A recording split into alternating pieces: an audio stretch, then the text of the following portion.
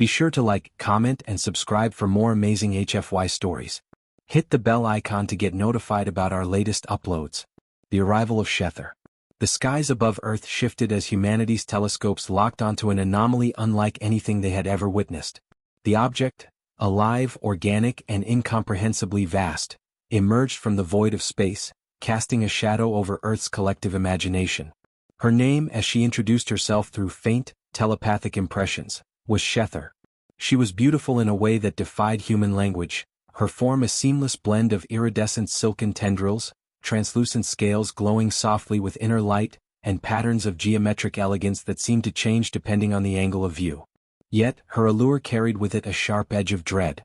Predatory undertones laced her elegance, as though she were a cosmic predator adorned in mesmerizing camouflage. When Shether took up orbit around Earth, governments around the world reacted with urgency. Military command centers buzzed with activity. Leaders exchanged frantic communiques, debating the best course of action. Should they welcome her? Attack her? Evacuate? The United Nations convened a rare emergency session. Among the attendees was Dr. Elara Mason, a brilliant xenobiologist whose research on deep space microbial life had gained international acclaim. Elara sat quietly at the edge of the conference table, watching the chaos unfold.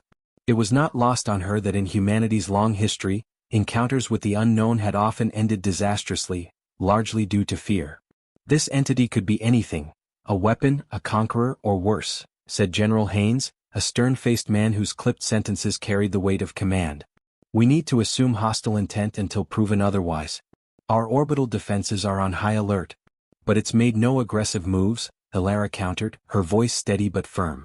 It hasn't attacked our satellites or disrupted communication.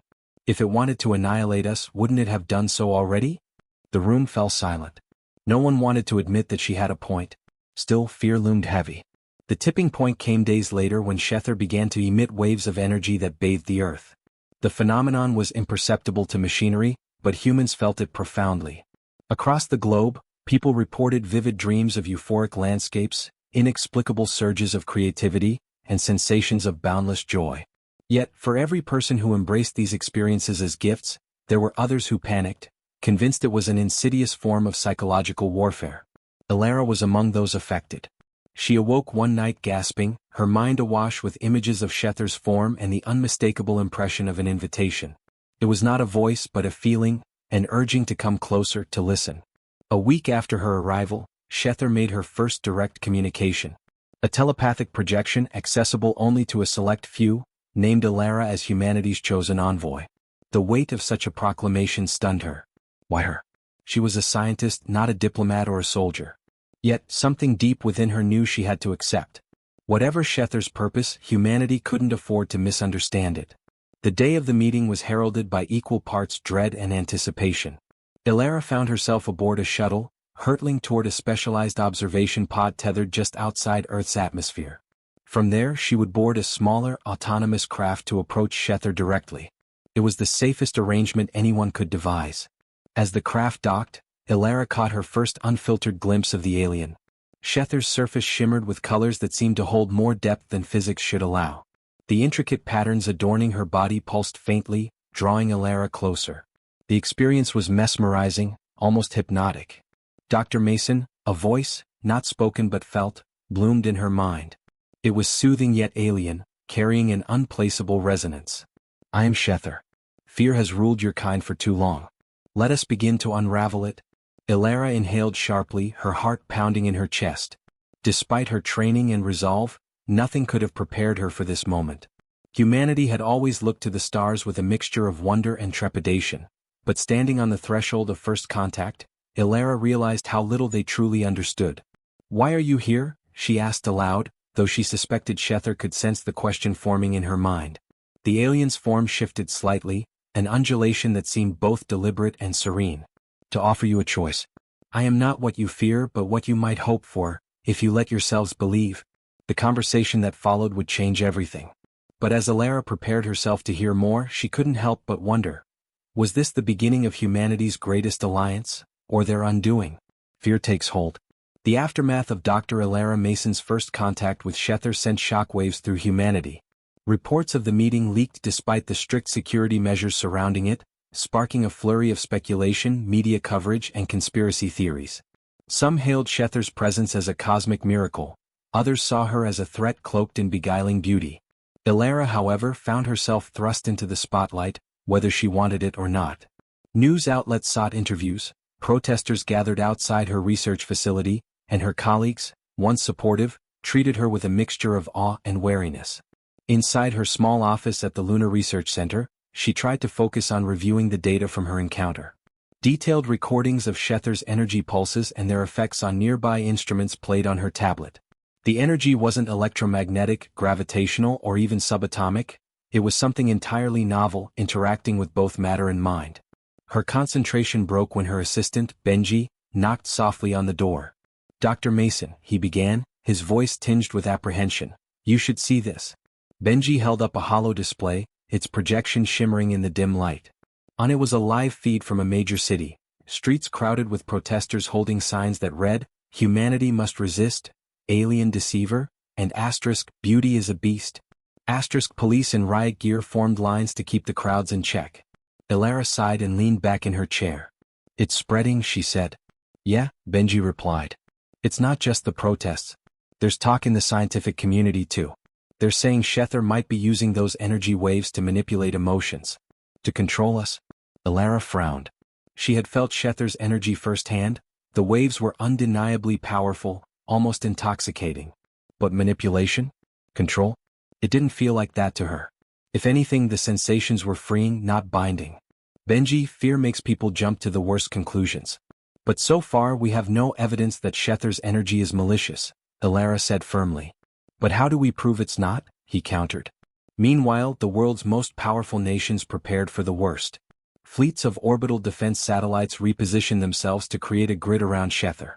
High-ranking officials convened in underground bunkers, where military advisors outlined worst-case scenarios. General Haynes, now leading the global task force on Shether, paced in a war room surrounded by holographic displays of the alien. "We cannot afford complacency," he barked. "Her arrival is too convenient, too sudden.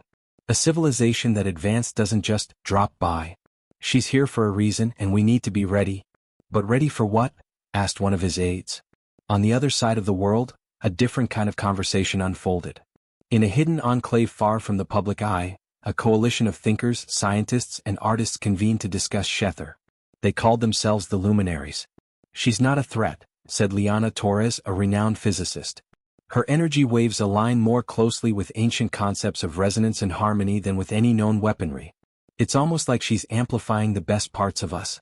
"But why?" asked another member. "To share something," Liana suggested.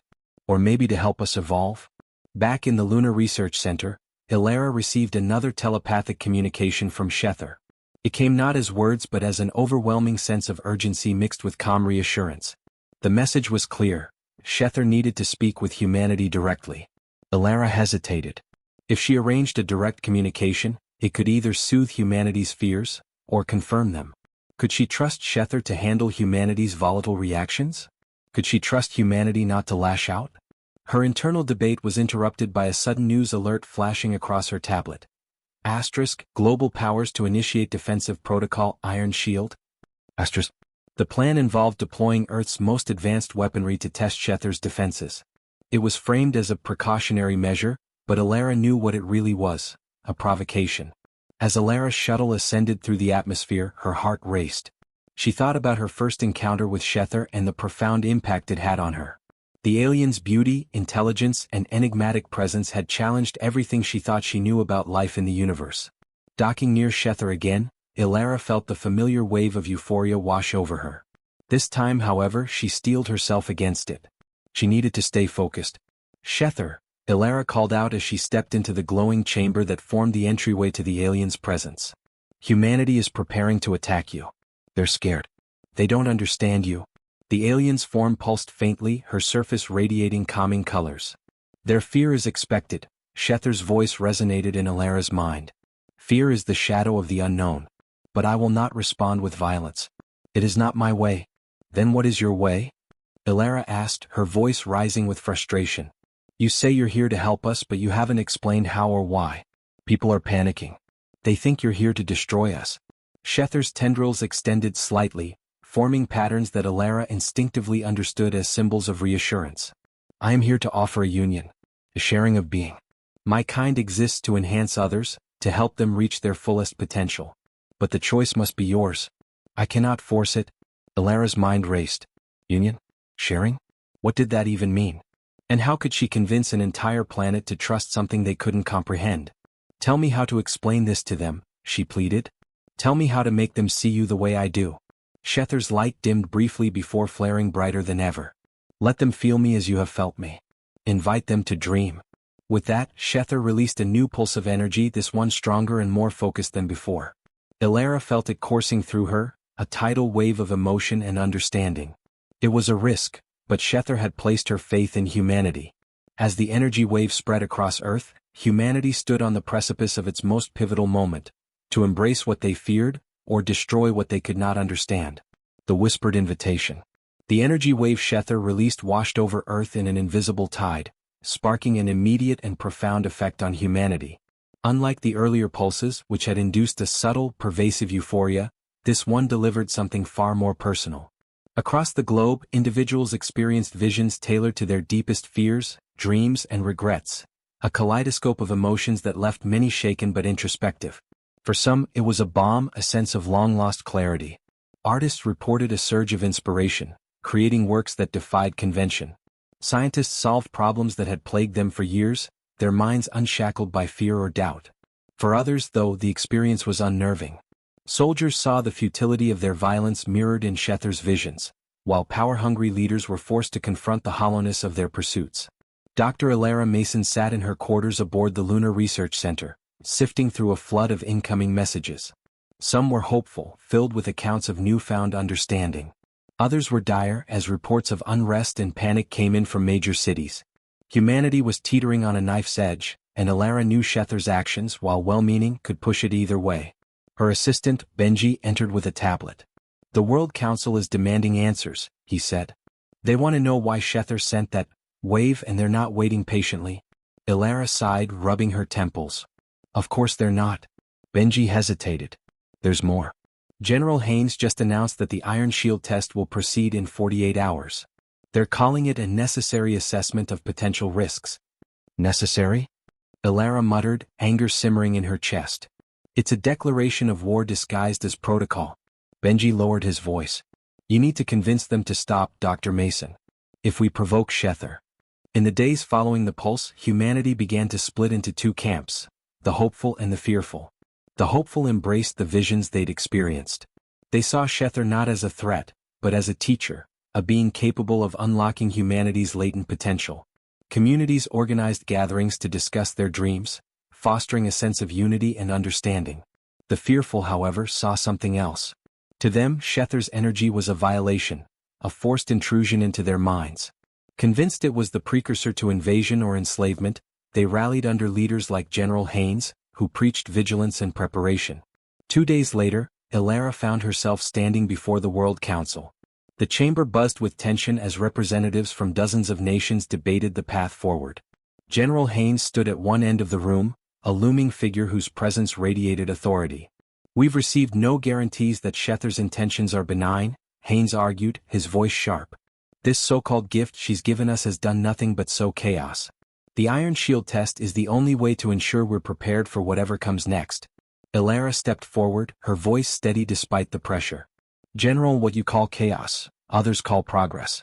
Yes, the energy pulse challenged people, but that's what growth looks like. It's uncomfortable. Shethar isn't here to hurt us. She's offering us something extraordinary. Haynes narrowed his eyes. And what, exactly, is she offering? Dreams? Visions? That's not proof of good intentions. It's manipulation, plain and simple. Alara turned to the council. I've spoken with Shethar. I've felt her energy, seen what she can do. She's not manipulating us. She's showing us what we're capable of. Shethar's species thrives by sharing their gifts with others. They don't conquer, they collaborate. Words? Haynes scoffed. How convenient that she chose you, a scientist predisposed to curiosity, as her mouthpiece. The room fell silent. Alara's jaw tightened, but she forced herself to remain calm. If you won't take my word for it, then let her speak for herself. Shethar is willing to communicate directly with the council, with humanity as a whole. Let her make her case before you decide to turn her into an enemy. A murmur rippled through the chamber.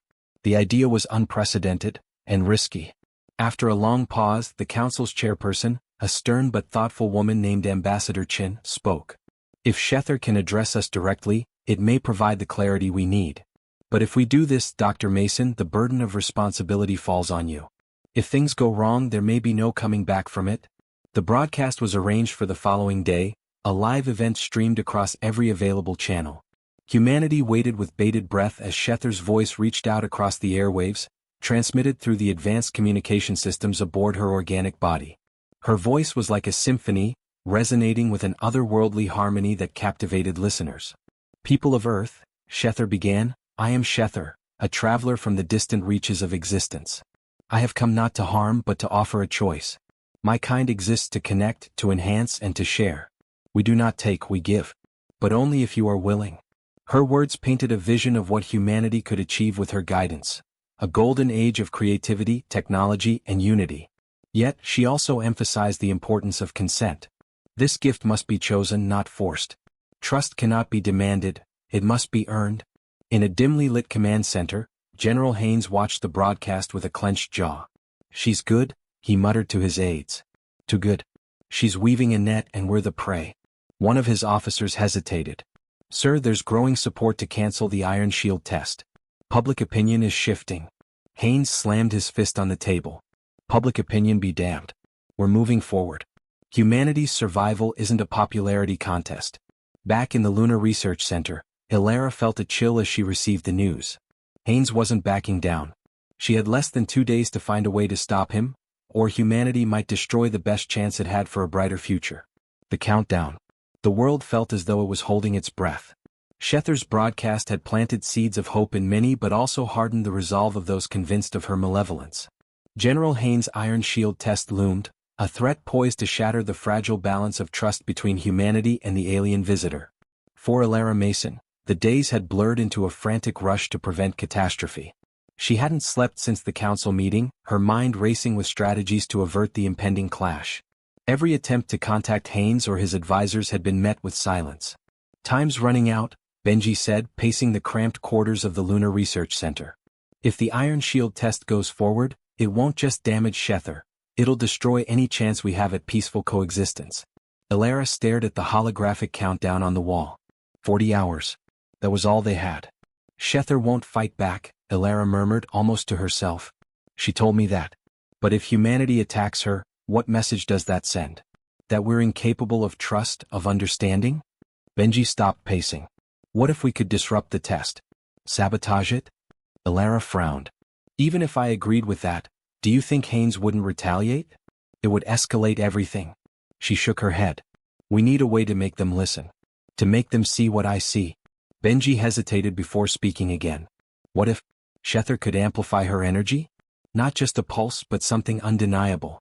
Something that would make even Haynes rethink his position. Meanwhile, General Haynes moved forward with his plans. The Iron Shield test was a carefully orchestrated operation, involving a simultaneous launch of high-energy plasma missiles and quantum disruption devices designed to test Shether's defensive capabilities. This is not an act of aggression, Haynes told a room full of military leaders. It's a demonstration. If Shether is truly peaceful, she'll understand the necessity of this test. If she's not, we'll be ready. Ilara stood before Shether once more, the alien's glowing form filling the chamber with an otherworldly light. Shether, Ilara began, humanity is on the verge of making a terrible mistake. They're afraid and fear makes us act irrationally. But you said you exist to help us. If there's anything you can do to stop this, now's the time. Shether's voice resonated in Ilara's mind, soothing yet resolute. Fear is a shadow, Ilara. It cannot be fought directly, only dispelled by light. I can amplify my energy as you suggest, but it comes with risks. Too much could overwhelm your kind, breaking fragile minds instead of mending them. Ilara clenched her fists. Then it has to be precise. Targeted. Use me as a conduit, let me deliver your message. Shether's tendrils shifted, her light pulsing in rhythmic waves. A conduit, it is possible. But it will require great strength and trust. Are you certain? The process began immediately. Shether's tendrils extended toward Ilara, wrapping around her like an embrace. The moment they touched, a surge of energy coursed through her, more intense than anything she'd experienced before. Her mind filled with a torrent of images, stars being born, civilizations rising and falling, and the intricate web of connections that bound all living things. Back on Earth, the world watched as the countdown to the Iron Shield test ticked closer to zero. News outlets provided constant updates, speculating about the outcome. Protesters clashed in the streets, their divisions growing deeper. With just 12 hours left, Ilara returned to Earth. She landed at a private airfield where Benji waited, along with Liana Torres and other members of the Luminaries. "Ilara, are you okay?" Liana asked, noticing the exhaustion on her face. "I don't have time to rest," Ilara replied. "We need to reach the council immediately." "What's the plan?" Benji asked. The council reconvened for an emergency session, the atmosphere tense and expectant. Ilara stood before them, flanked by Benji and Liana. "Council members," she began, her voice steady despite the weight of the moment, "I know many of you are afraid. But fear isn't the answer, it never has been. Shether is not our enemy. She's a mirror reflecting both our potential and our flaws. And now she's given me a way to show you what she truly offers." Without waiting for permission, Ilara activated the energy within her.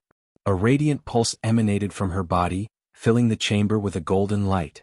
The council members gasped as the energy enveloped them, their expressions shifting from shock to awe. In that moment, each of them experienced a vision, a glimpse of what humanity could achieve if they overcame their fears and worked together. They saw cities powered by clean energy, cures for diseases, and a planet thriving in harmony.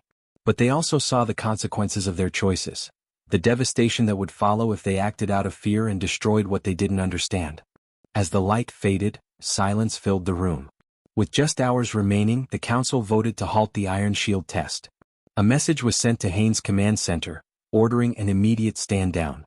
Ilara returned to Shether, exhausted but relieved. "We did it," she said. "They're starting to understand." Shether's light pulsed gently, a sign of approval.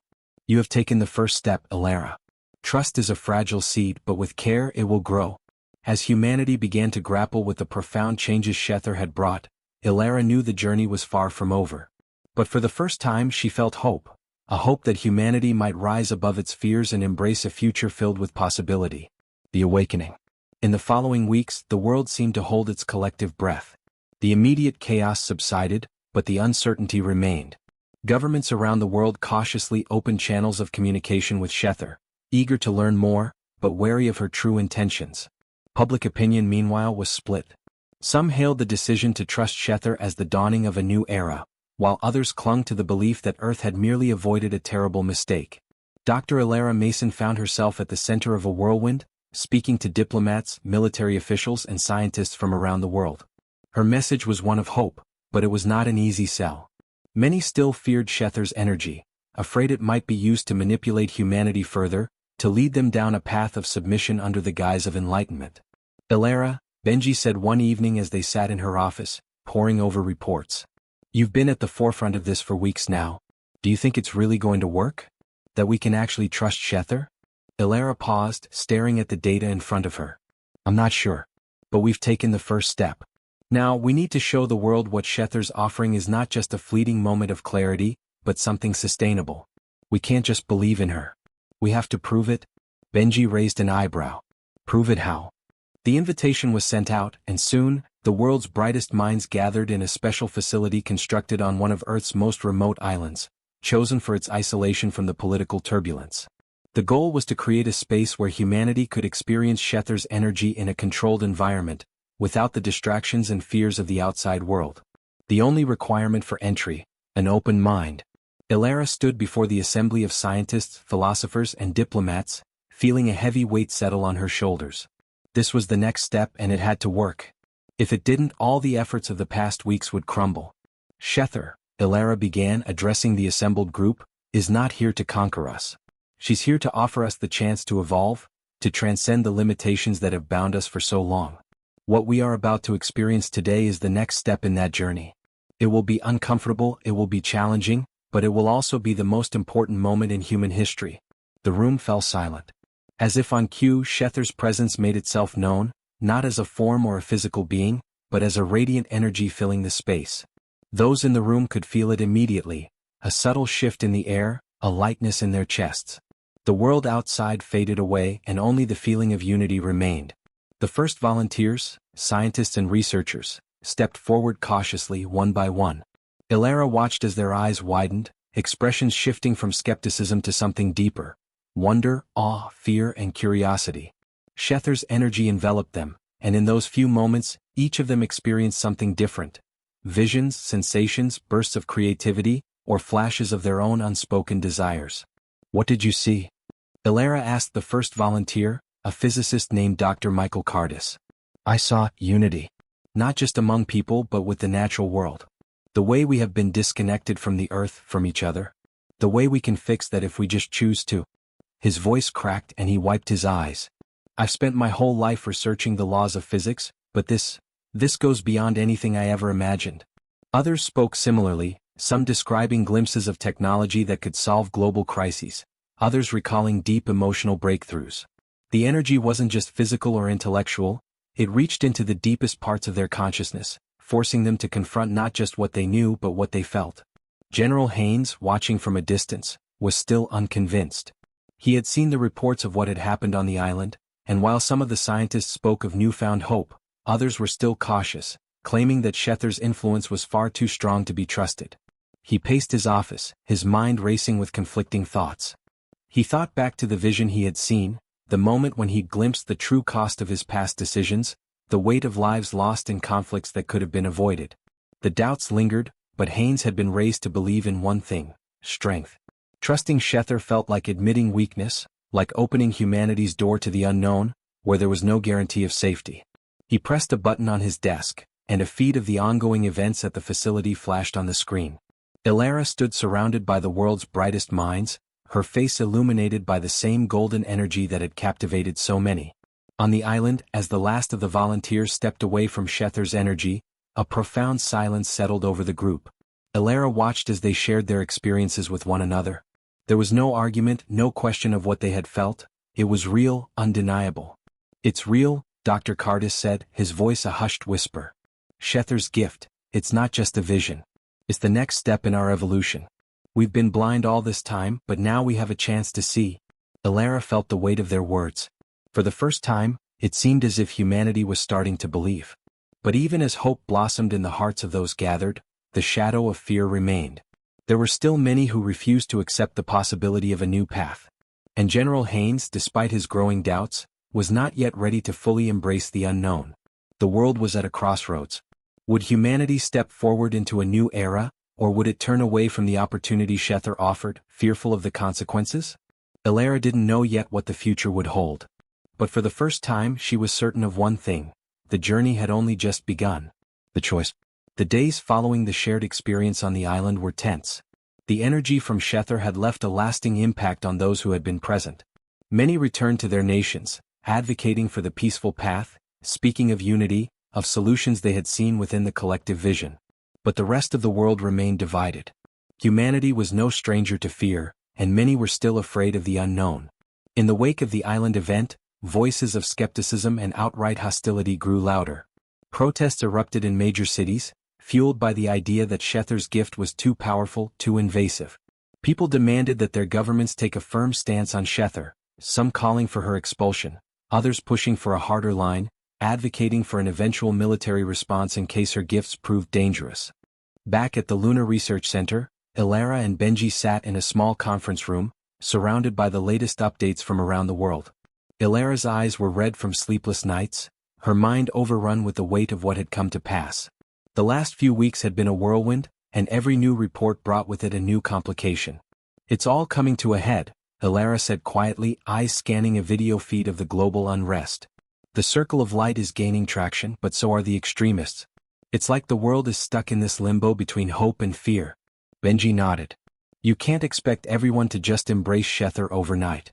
People need time to come to terms with it, to process what they've seen, what they've felt." "I don't have time, Benji," Ilara replied, her voice hardening. "The governments are losing control." "And Haynes?" She paused, her brow furrowing. "He's still holding on to his old ways, still pushing for military intervention. He hasn't backed down. If something doesn't change soon, we'll lose everything we've gained." Benji leaned forward, his face serious. "Then we need to reach him. Haynes is the key to convincing the military, the governments. We can't allow them to proceed with their plans. Elara shook her head. He won't listen. Not unless he sees what we saw. Not unless he understands Shether's gift on the same level. But how do we make that happen? We can't force him to feel it. Benji hesitated, then spoke softly.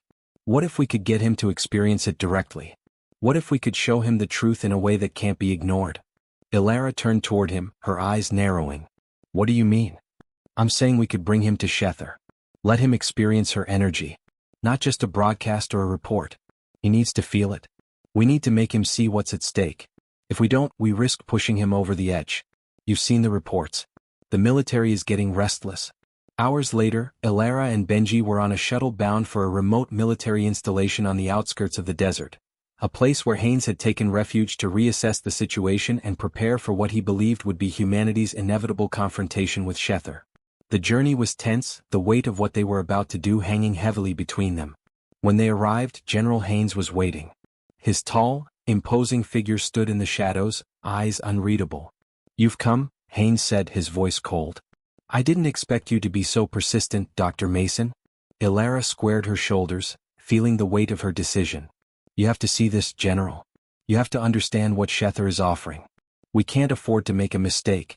Haynes studied her for a long moment, his expression guarded. I'm not interested in more of your idealism, Dr. Mason. I've seen what Shether can do, and I've seen the damage that unchecked power can cause.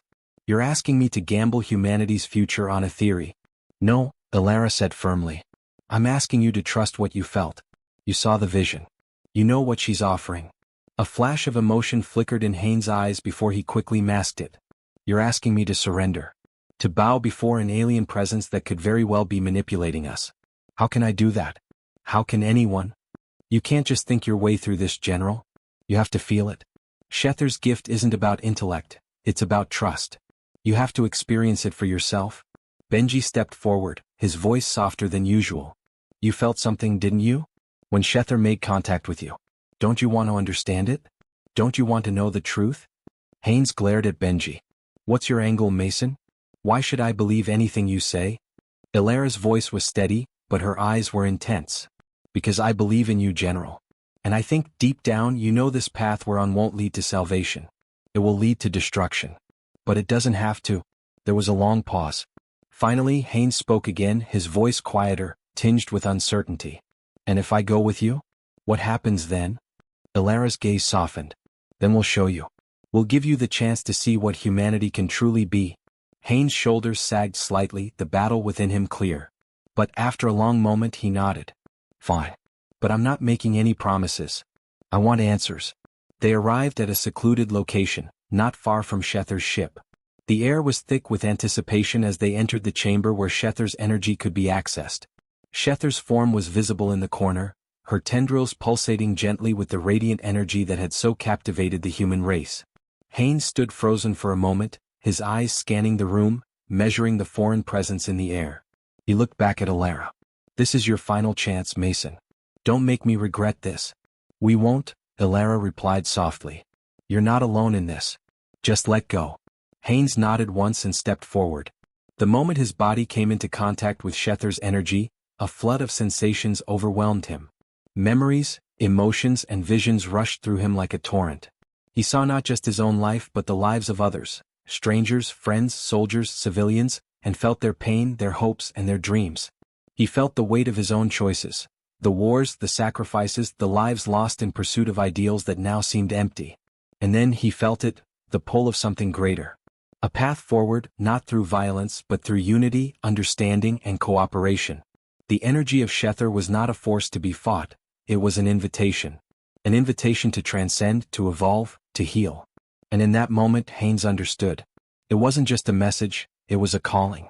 When the energy subsided, Haynes stood silent, his face pale, eyes wide with the enormity of what he had just witnessed. Elara, he said quietly, his voice shaking, I see it now.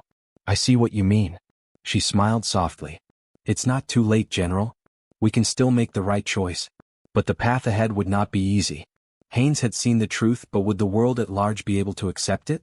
The battle for humanity's future had only just begun. The unveiling. The transformation that had begun with General Haynes was not a quiet one. As soon as he left the secluded chamber and returned to the public eye, his demeanor had changed. The hardened general, once a symbol of military might, was now a man reborn. The walls he had built around himself to protect from the overwhelming complexity of the universe had crumbled, and in their place was a quiet understanding. But understanding was one thing. Action was another. The world still didn't believe, and there was no greater challenge than to convince those who lived in fear that Shether's gifts were not a threat but an opportunity. Ilara had hoped Haynes' conversion would mark the turning point. But even as the general emerged as a beacon of change, the resistance grew stronger.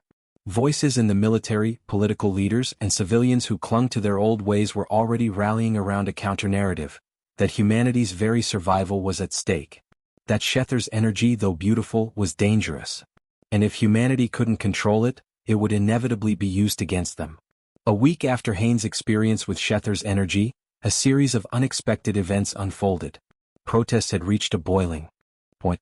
In cities across the globe, chaos erupted as governments struggled to maintain order. On one side, those who sought to embrace Shether's vision. On the other, the old guards, clinging to their weapons and their systems of power, fearful of what change might bring. The media had become a battleground.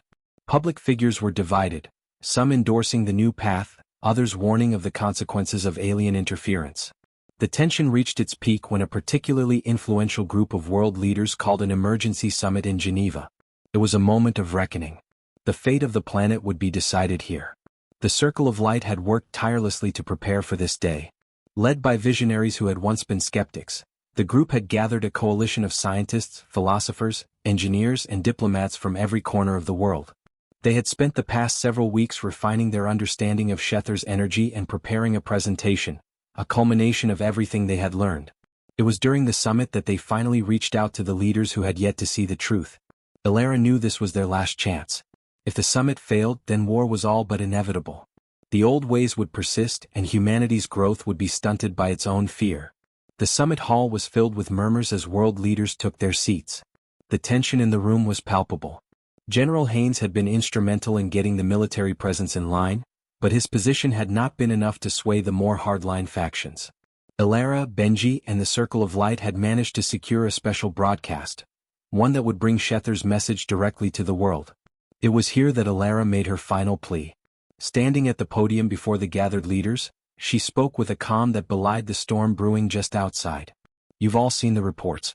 You've all heard the stories of Shether's gifts," Ilara said. "But what you don't know is that we've only scratched the surface. This energy isn't a weapon, it isn't a threat.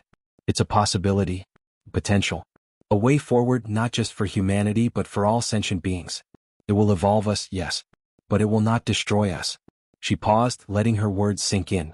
The leaders in the room shifted uncomfortably, many still uncertain, still afraid.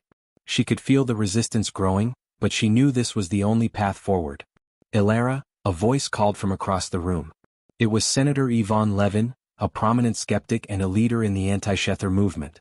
"This is nothing more than a sophisticated mind game. Shether is not human. She doesn't understand us and you're asking us to trust her.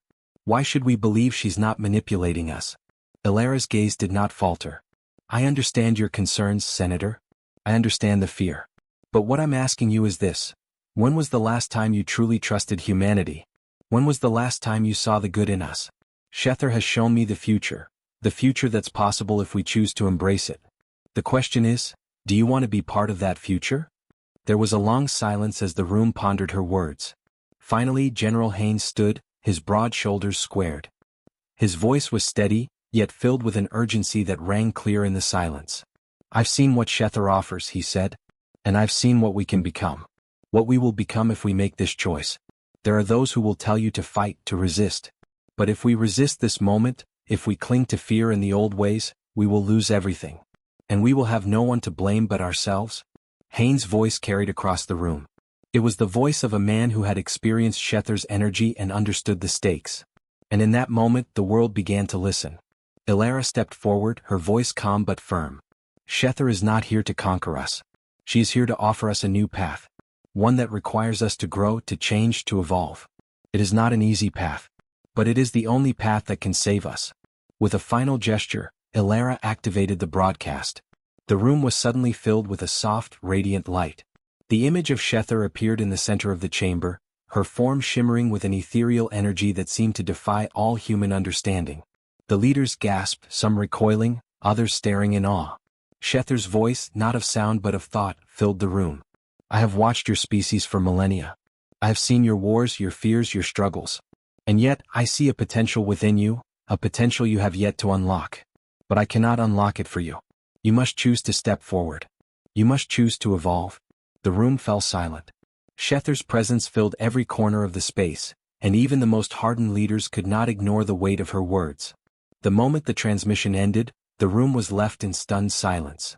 The world had just witnessed the face of the unknown, an invitation to evolve, to transcend the limitations of the past. It was no longer just Alara's belief, no longer just Haynes' testimony, it was the reality they now faced. For a brief, eternal moment, there was no division. There were no skeptics or believers, no factions or movements. There was only humanity standing on the precipice of something greater, something unknown. And then, as the silence gave way to murmurs, one question hung in the air. Would humanity rise to meet the challenge, or would fear and the old ways bind them forever? The choice was theirs. The silence that followed Shethar's transmission seemed to stretch endlessly. Alara stood at the center of the room, her gaze unwavering, watching as the weight of the moment settled into the minds of the world's leaders. Some appeared awestruck, while others seemed frozen in disbelief. Senator Levin, who had been the loudest voice against Shethar's influence, now stood at the back of the room, her arms crossed, brow furrowed in concentration. It was Haynes who broke the silence. His voice rang out, steady and resolute. Now you understand. Shethar isn't offering us control, isn't offering us domination. She is offering us a way to transcend ourselves. I felt it and I know it's real. His eyes swept over the room. And we can't afford to ignore it any longer. But despite the clarity in his voice, there was still a palpable resistance. A few leaders exchanged uneasy glances, their doubt evident. The desire to cling to old systems, to old ways of thinking, was still too strong in some. Alara, General Haynes said, turning toward her. We knew this wouldn't be easy, but we've given them the truth. Now it's up to them. We've shown them what we saw. Alara nodded, though the weight of her words seemed heavier than ever. It's up to all of us now. Not just the leaders but the people. They must choose whether they want to move forward with us. In the streets, crowds gathered, their faces a mix of confusion, awe, and anticipation. The footage of Shethar's image had been broadcast to every major city, and the world had seen her face, her energy. The image of the alien being wasn't just a spectacle, it was a message. And it had struck a chord. Social media exploded with discussions, debates, and personal reflections. Some viewed it as a divine visitation, others as an existential threat. But even among the most hardened skeptics, there was an undeniable sense that something profound had just occurred. At the heart of the circle of light, there was an undercurrent of optimism. People from all walks of life, scientists, teachers, artists, and activists, began to organize rallies calling for peace and unity. Their message was simple: humanity had been given a choice, and they could either face the future together or fracture under the weight of their fear. Back at the summit in Geneva, the tension remained high. While the conversation was far from over, there was a subtle shift. The world's leaders, many still reluctant, were beginning to reconsider. The evidence of Shethar's goodwill, the way she had communicated, was undeniable. Some who had once been vehemently opposed to her presence now seemed to soften, their doubt giving way to curiosity. Senator Levin was one of the first to speak after the transmission ended. Her voice was quiet but tinged with something new, something uncertain. I won't deny it, she said, her eyes flicking to the now vanished form of Shethar on the hollow projector. What I saw, what we all saw. It wasn't just a trick. That energy, that presence, it was real. Her words caught the attention of everyone in the room. Levin had been a staunch critic, and to hear her voice a tentative admission of awe was an unexpected twist.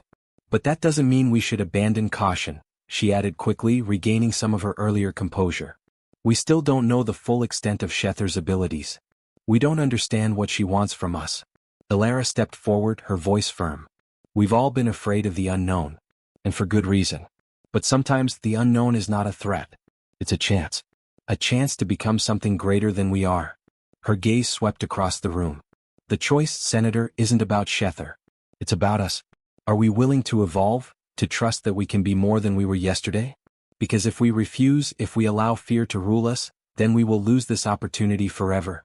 The room went quiet again. Levin opened her mouth to respond, but then hesitated. It was clear she was grappling with something deep within herself, a deep, existential fear. At that moment, General Haynes spoke again, his voice calm but resolute. We've already seen the consequences of living in fear. We've seen war, we've seen division. We can't let that be our future. We owe it to our children, to the future of humanity, to embrace this chance. To take the risk. Back in the streets, the people were also coming to terms with the decision they would have to make. The protest had shifted from anger to curiosity. Social media was abuzz with discussions about Shether's appearance, the message she had conveyed. People shared personal stories of how they had felt when they first saw the broadcast, how it had stirred something deep within them, something they couldn't fully explain. In the coming weeks, these discussions spread beyond the digital space. Public forums and community events were held, all centered around one question: how should humanity move forward? The majority of the world seemed to agree on one thing: this moment marked a turning point. One of the most unexpected results was the growing coalition of individuals who once opposed. The final decision came not from the summit but from the collective will of humanity. At the next UN Assembly, a vote was held. It wasn't easy. There were still factions that insisted Shether was a threat, those who feared the unknown, who resisted change. But for the first time in history, a majority of nations came together to vote in favor of peace. We stand at the threshold of a new era, Ilara said as she addressed the assembly from the podium. It is not a promise of instant utopia. But it is a promise of something greater than we have ever known. The path forward is not without difficulty, but it is the only one that offers hope. And hope, after all, is the only thing that will save us. As the vote was cast and humanity moved toward an uncertain, yet promising future, Shether's presence, once feared, now embraced, hovered in the background, waiting. The gift she had offered was not an easy one, but it was a gift that only humanity could choose to accept. In the end, the future was theirs to shape. And the question was no longer whether humanity would evolve, it was how far they would go. Would they rise to meet the challenge of Shether's invitation? Or would fear once again cripple their potential? The world would soon find out. And as the vote passed, Ilara felt a surge of hope. Because deep down she knew one thing for certain: humanity was ready. The end. Thanks for watching, everyone. If you enjoyed this video, don't forget to like, comment, and subscribe for more exciting HFY stories. Your support means the world to us. And make sure to tap the bell icon so you never miss an update. Stay tuned for our next adventure, and until then, keep exploring the stars. See you in the next video.